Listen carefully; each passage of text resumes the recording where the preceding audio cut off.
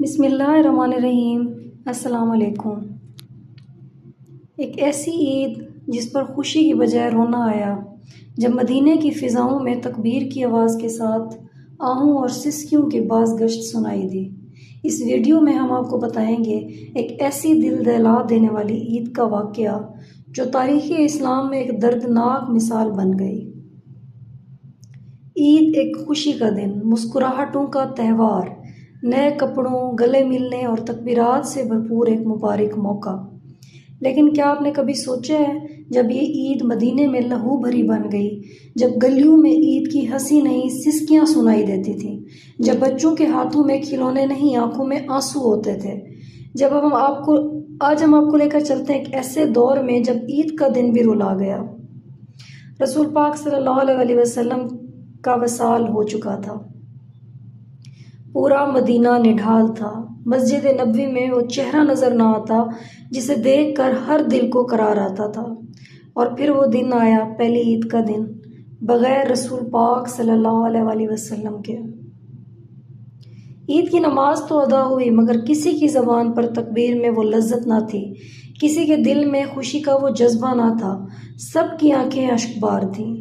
حضرت بلال رضی اللہ عنہ نے رسول پاک صلی اللہ علیہ وسلم کے بعد اذان دینا چھوڑ دی تھی، مگر ایک دن لوگوں کے اصرار پر وہ اذان دینے کھڑے ہوئے۔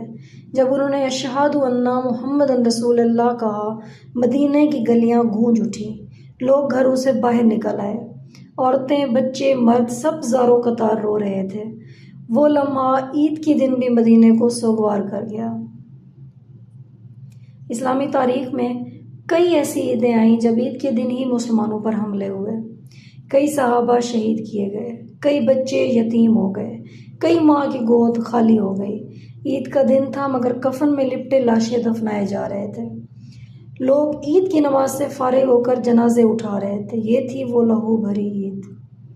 آج بھی دنیا کے کئی خطے ایسے ہیں جہاں مسلمانوں کے لیے ہر عید لہو بھری ہوتی ہے، کبھی غزہ، کبھی شام، کبھی کشمیر، جہاں بچے عید کے کپڑے نہیں کفن پہنتے ہیں، جہاں ماں عیدی نہیں بیٹے کی لاشیں اٹھاتی ہے۔